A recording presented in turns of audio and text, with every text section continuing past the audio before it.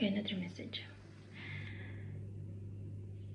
Чамайг юу гэж ярьж байсан? Юу гэж хэлж байсан? Чамайг харах. Чамайг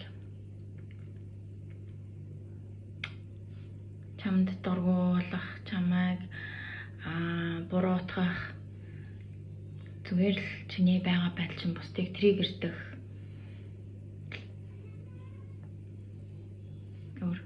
Мэдгүй. Зөндөө тийм хүмүүс гарна, окей? Чи бүх хүнд таалагдах, бүх хүнд одоо сайхан сэтгэл төрүүлэх. Тэр бол чиний ажил биш.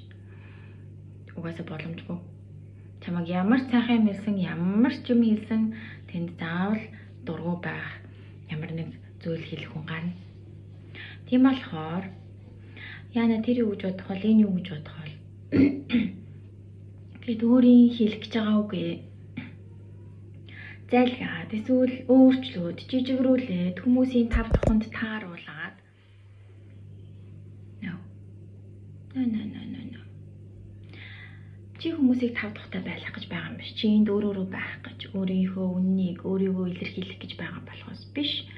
Бусад хүмүүс сайхан сэтгэл төрүүлэх нь ерөөсөө чиний ажил биш. Тэднийг тав тухтай уургүй амар амгалан байлгах нь ерөөсөө чиний ажил биш. Юу хэлмээр энэ тэргээ хэл. Тэндээс ч хүмүүс урам зориг авна. Уурлахныг нь уурлна. Тэр чинь ч сайн. Хэрвээ чинь чамайг хараад хүмүүс санан болж ивэл тэр хүмүүс өөрийгөө олж харж чадчихвэл тэр сайн. Тэр хүмүүс чамаас говьлгөр дөрөөл авч ил тэр ч сайн. Хоёулаа сайн. Окей? Чиний хийх ажил зүгээр өөрөөрөө байх. Өөрийн үнээр байх. Тэл болоо. Тэрээс биш бусдад таалагдах биш. Бусдыг сайхан тав тухтай амар амгалан сайхан байлгах биш. No.